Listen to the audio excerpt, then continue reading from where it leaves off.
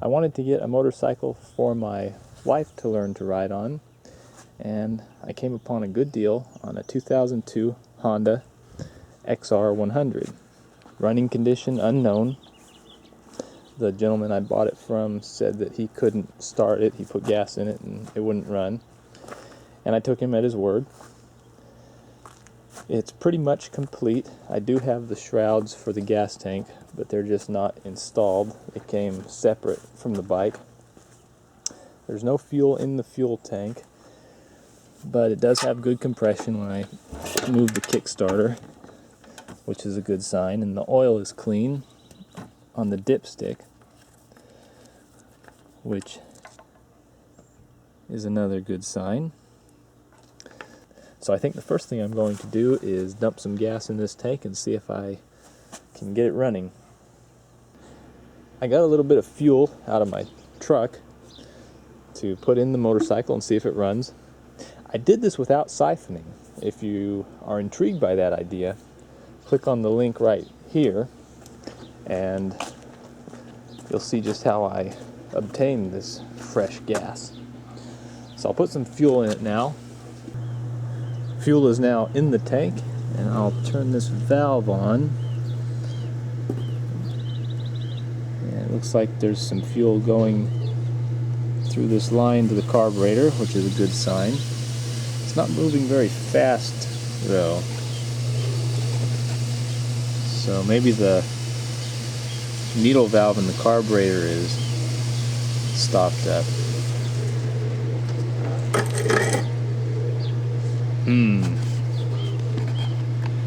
Yeah, even when I tip the tank forward, so all the gas is to that one corner, looks like the fuel isn't flowing into the carburetor. It's a bad sign.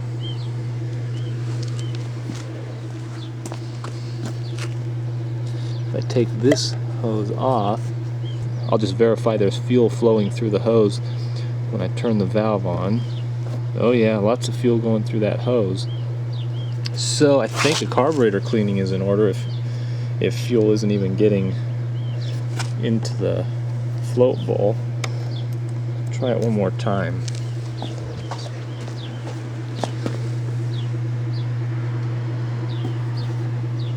Yeah, valve is on. No movement. Unless there's fuel in the carburetor already. I think I'll drain the carburetor and see. This screw right here will drain the bottom of this float bowl. So I'll loosen that and see what happens. I've fished the drain tube out and over here so it's easily visible. I'll loosen that screw. And nothing's coming out. So I've got some trouble with that there carburetor. So I think it's off with the carburetor. See what's in there. Taking the carburetor off of this XR100 is pretty simple. First we'll remove the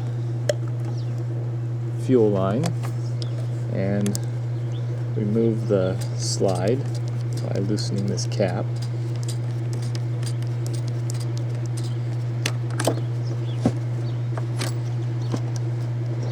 Get that out of the way. Next we need to loosen this clamp.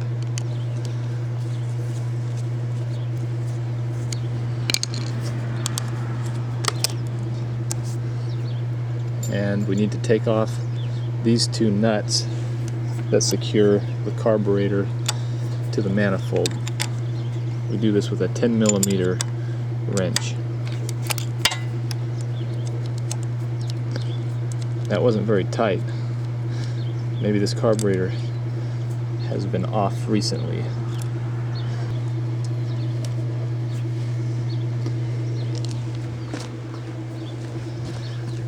Now it just pulls off.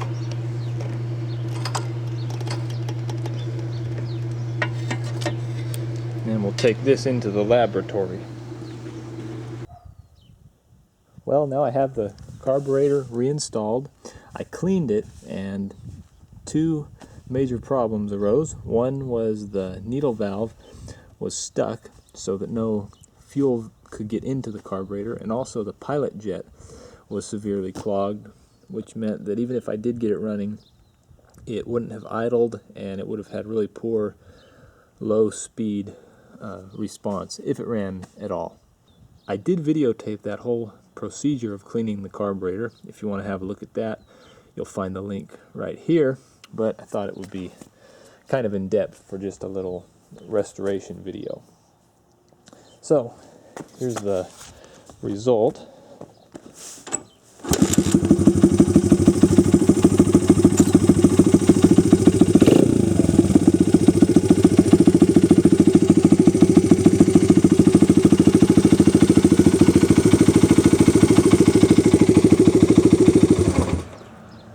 I think it runs pretty good. The person I got it from said it hadn't ran in a couple of years, and it was evident by the carburetor that pilot jet was really clogged, and the needle jet had a lot of varnish in it. So the next things I need to do before I take my first ride are I need to fix the seat and tank assembly. It looks like something's not quite right here, like the seat's not where it should be. This tab needs to go underneath here, and also the clutch cable is broken. You can see that. Well, I'll just pull this out. See, that's not a good sign. And I also have a front brake that doesn't do anything when I pull the lever. The cable's not broken, but it's frozen. So the first thing I'm going to do is replace the clutch cable. It so happens that my junk pile will come in handy today. I'm always telling my wife that it's good to have junk around, and this is where it pays off. See, I have a good clutch cable here on this old KX with a bad motor, so I'll salvage this and install it on the XR. To remove the clutch cable from the 100, I'm going to remove the seat and tank. They need to come off anyway so that I can repair this miscommunication we have here. To remove the seat, there are a couple of nuts that need to be removed. One here, which is already gone, and one right here. So I'll remove this.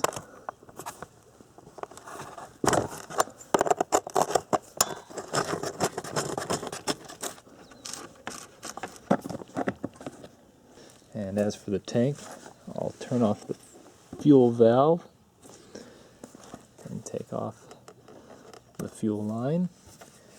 And these bolts are already gone that hold the tank on, so I'll just lift it off. To remove the clutch cable from the actuation lever here, I need to loosen up these nuts so I can slide this whole end piece down enough to allow enough slack to disconnect the end of the cable here. This wouldn't be necessary if the cable was free, but this one's frozen up so that I can't get any slack from the cable right here. So I need to loosen up these nuts to get some slack.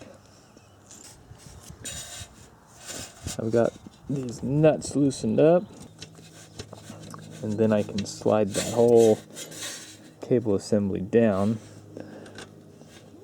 to release the cable under here. And just like that. Next I'll come over on the other side and pull this little stay. And I need to release this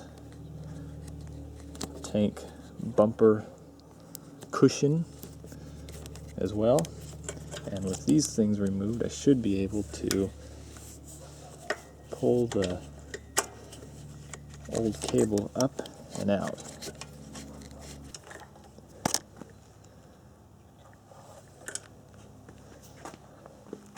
So there's the old clutch cable. Let's compare it to my KX cable that I'm going to be replacing it with. Looks like the KX is a little bit longer, but it should still be serviceable. What I'm more interested in is the end here.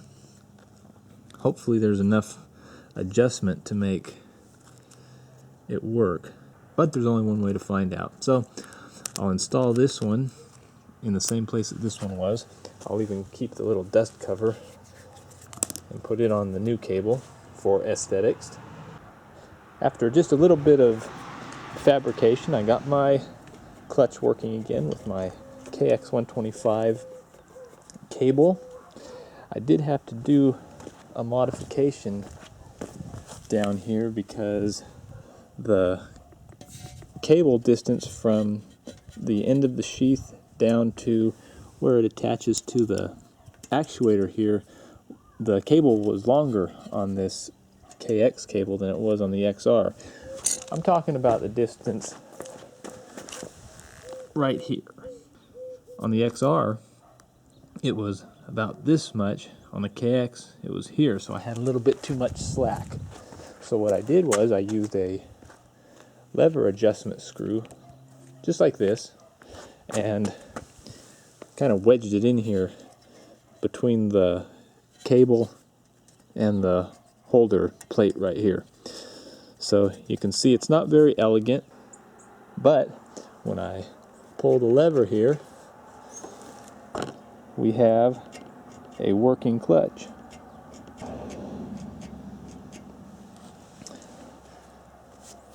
Now the next step is to get this front brake working again. I think the cable is probably still salvageable, but because this thing's been sitting out in the weather, it's frozen solid. So I'm going to take the cable out of this lever mechanism and try to get some oil down there, and hopefully it'll break free. To try and free up this cable, I've taken some masking tape and some paper to make kind of a funnel, and then I'll just spray some light oil, like WD-40 type stuff, in here, and I'll just let that soak down in there and loosen everything up. Hopefully it won't take too long, because I want to ride this bike. Well, I let the cable soak for a little while and nothing was happening, so I got impatient and I looked toward the bottom of the cable, toward the wheel, and noticed that that's where all the corrosion is. See, look how rusty and gross that is. So I'm thinking right here is where all the rust and the trouble is. So I took off the cable so I could flip it upside down and put oil in this side, let it work its way down. Ended up having to take off the wheel just to get the cable off because there was not any slack here to get this off of the brake hub right here. So I had to take off this arm so I could pivot it around that cable, and well, you can't get this off without getting away from the forks. So long story short, I had to get the wheel off.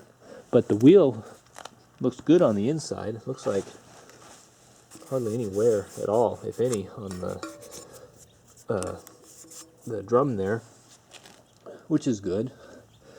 So I think what I'll do next is soak that cable a little more and see what happens. I finally had some success with my cable. As you can see here, it moves, and it correspondingly moves on the other side when I move one side.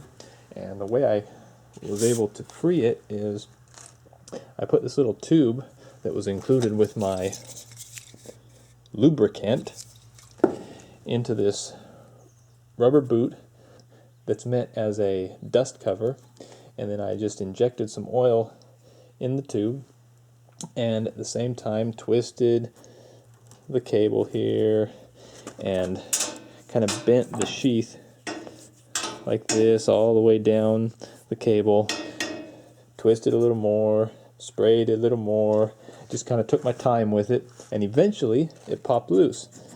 And then even after it popped loose, I put some more oil down the tube, and now it's definitely ready to rock and roll. So I'll put this all back together, and I will have brakes, I will have a clutch, and I will have a running engine. I think that is a recipe for a test ride. And just like that, I've got my front wheel back on and a working front brake.